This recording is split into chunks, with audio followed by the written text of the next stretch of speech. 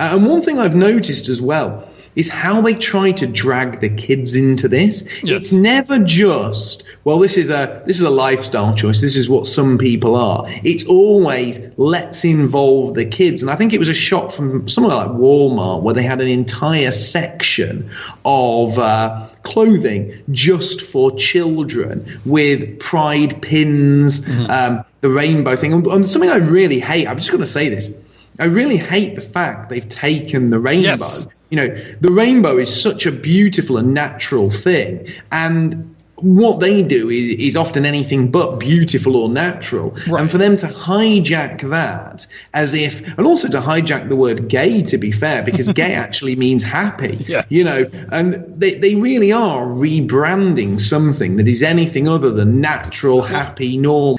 There's a kids program, it's called Arthur, and it's about an anthropomorphic aardvark. And it's basically aimed, it's on the Wikipedia, it says it's a show that is specifically aimed at 4 to 8 year olds. Yet Arthur featured its first ever gay wedding. I mean, why on earth a show about an anthropomorphic aardvark, you know, based, you know, aimed at 4 to 8 year olds and the main character, Arthur, he's only meant to be 8 in the show. Why he needs to be going to a gay wedding, why people need to be watching that, why would he be invited to a gay wedding? You know, if you're an 8-year-old kid, you don't get invited to your teacher's wedding, but Arthur the aardvark does. But what you said was very important, because they do look at the places that are refusing this. So some places have refused to screen this highly degenerate, sickening form of propaganda, which is meant to sexualize children. The state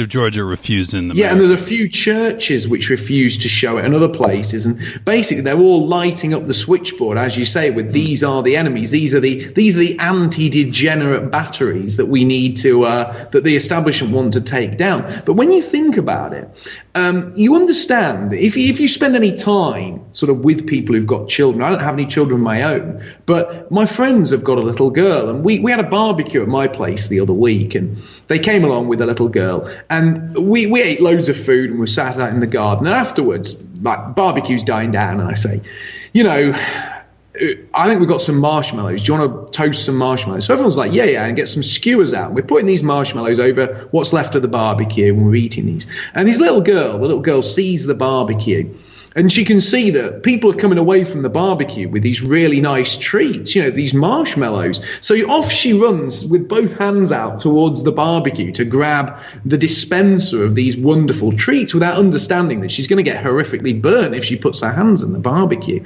And the thing you learn from this is children are very, very innocent, but they're also very curious. These two sort of traits together, innocence and curiosity, are very, very dangerous if the person who is innocent and curious isn't being looked after and guided in the right direction. And if you can imagine an innocent, curious child who's got nothing in their heart but innocence being basically exposed to this hardcore, degenerate, deviant, sick ideology, what's going to be going through their head? What are they going to start thinking is normal? What are they going to start doing to other children? What are they going to start doing to themselves? And I don't think it's a coincidence that we've seen this meteoric rise in children sexually assaulting and abusing one another, touching each other inappropriately,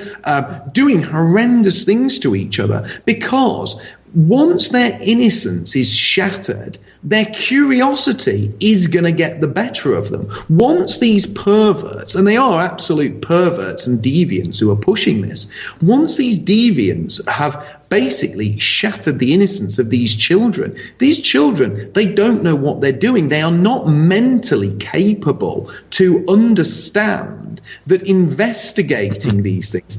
But it's absolutely terrible. And I would say, and people want to bookmark this and say, look, this was predicted here. Over the next 5 to 10 years, as they push this more heavily upon children, as it's pushed by these big globo-homo corporations, children, you're going to see an even greater and even more meteoric rise of children sexually assaulting each other, doing horrific things, and basically these primary schools are going to be like Sodom and Gomorrah, and the teachers are essentially going to be the cheerleaders of this horrific wave of sexual assault, because it won't matter how many kids abuse each other or how many kids get into trouble or do deviant things to themselves. The teachers will push this down their throats more and more and more. And I'll tell you this, their argument will be so twisted, because as the kids do more things to each other and as everything gets worse, the teachers will argue that things are getting worse because there isn't enough education. Exactly. And only with more education, only with them being started younger, only with their innocence being shattered almost at birth. And if people think I'm being hyperbolic over this, just look into the story of Desmond is Amazing. Now, I did a whole video on this, and his parents said something his parents are absolute crackpots who need to be sectioned. I mean, they need to be in a nut house. But the absolute degenerate parents of Desmond is Amazing, they claimed that their son identified as gay when he was 2. He was 2, and that by the time he went to kindergarten, which is usually between the ages of 3 and 4, he was openly gay. Well, this is madness, because when you're a child, you don't have sexual orientation. Your biggest issue is, are you going to play with Optimus Prime or are you going to play with He-Man? Your big issue isn't, which homosexual drag queen artist you're going to fall in love with. I mean, this is absolute madness. No child openly identifies as having any sexuality, because children do not think like that. That isn't a thought process of a child. That's the thought process of a wicked, twisted deviant who has implanted that into the mind of a child. A child that now dances in gay bars, adults-only gay bars, as people throw money at him. And I said this to somebody. I was on the Richie Allen show the other day. I don't know if you guys know who Richie Allen is. And he said to me, very nice man, get on very well. And he said, what do you have against pride? And I said to him, would you take your 11-year-old son, if you had one, to a strip club? And he said, no. And I said, well, why not? And he goes, I don't really need to answer that. And I said, well, would you take him to gay pride? And he was like, well, and I said, look, if you took your 11-year-old son to gay pride, he would see far, far worse. He would see full frontal nudity, he would see BDSM fetishes, he'd see men being paraded around in leather dog gear.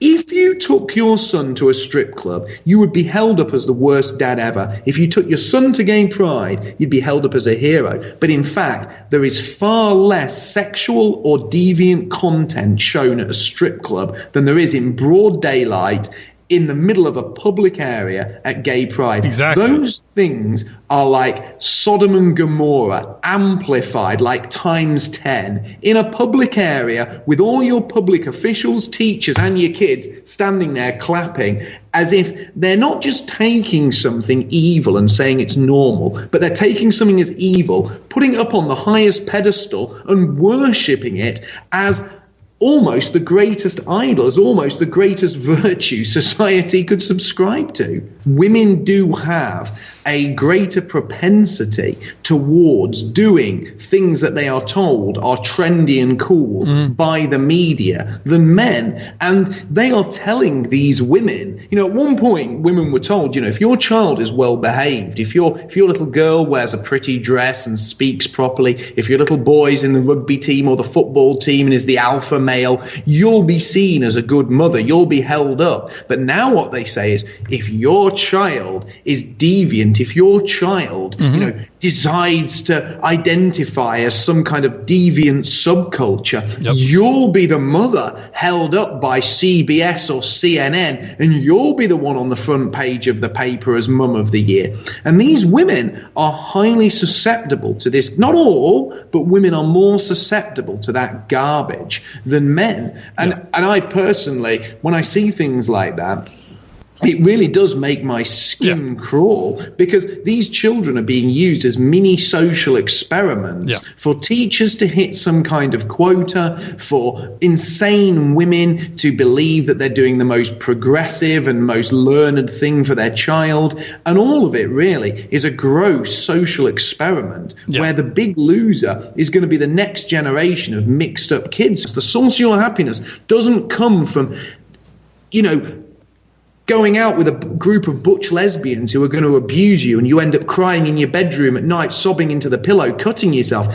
These kids are victims. And I honestly, I'm not going to mince my words, but the people who have pushed this abuse on them need to be gathered together, and the harshest possible punishment needs to be meted out to these people when we come to power. Legally, with due process, of course.